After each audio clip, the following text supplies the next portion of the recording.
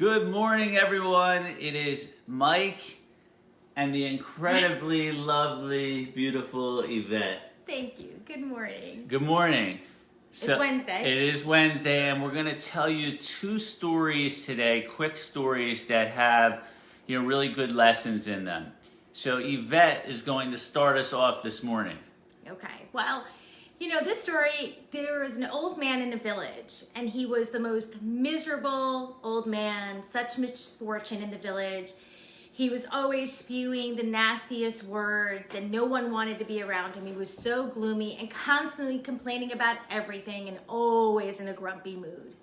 The longer he lived, the more vile his words became. They were poisonous, and people avoided him because his misfortune became contagious. And he just created a feeling of unhappiness around him. But one day, after 80 years, there was a rumor around the village that the old man was no longer miserable. He was actually saying nice words to people. He had a smile on his face, and people in the village couldn't believe this. How could this be? That the grumpy, miserable old man was happy. So the villagers all got together, and they went up to the old man, and they said, old man, why are you so happy today? And he said, well, today is my 80th birthday. And they said, okay, you've been miserable for 80 years. What's the difference today? He goes, I've been chasing happiness for 80 years. So today, on my 80th birthday, I decided I'm no longer going to chase happiness. I'm just going to be me. And the me who he was actually a happy person.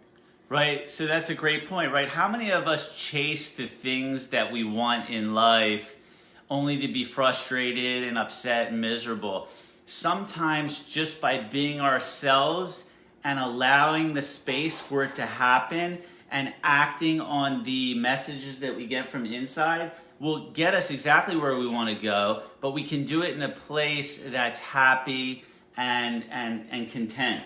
So, yeah, great story. So here's another really nice story. Hello, Michael J. You're very welcome. We love you. We're always so happy you're here with us. And everyone else who's watching as well. We love you guys.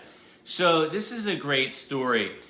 There's a story of a young girl, and she's with her father. And someone at school had said something to her which really got her upset. And she was complaining to her father about it. So the father took out 3 pots and put them on the burner and boiled the water. So he had 3 pots of boiling water, and then he took out a potato, an egg, and coffee beans, and he put one in each of the boiling pots.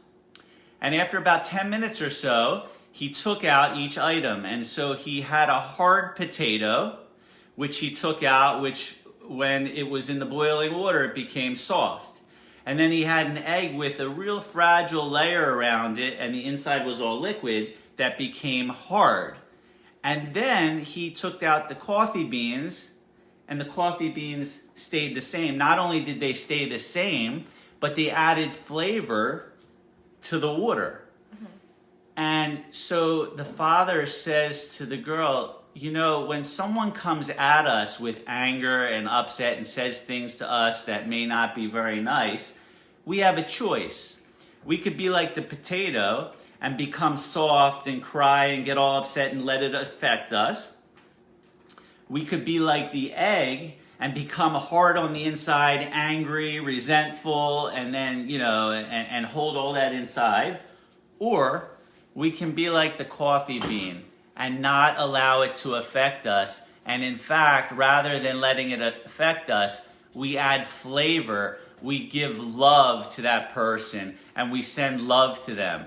So I felt that story was just really powerful because we have a choice on how we're going to either react to a situation or respond.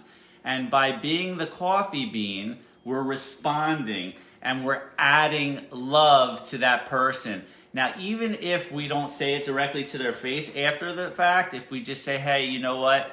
That person's probably got some issues and they're upset, and I'm just sending them love, and I'm sending them peace, and I'm sending them happiness.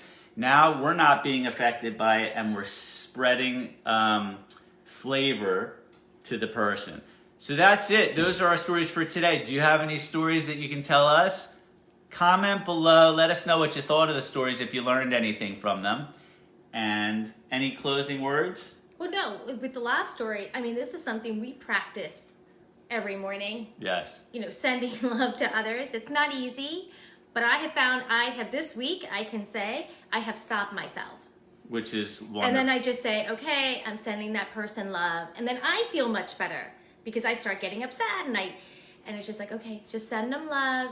You know, that way it's more positive energy coming back to me. Yeah, you're the coffee bean. You're adding flavor and you're sending them love rather than letting it affect you. Absolutely.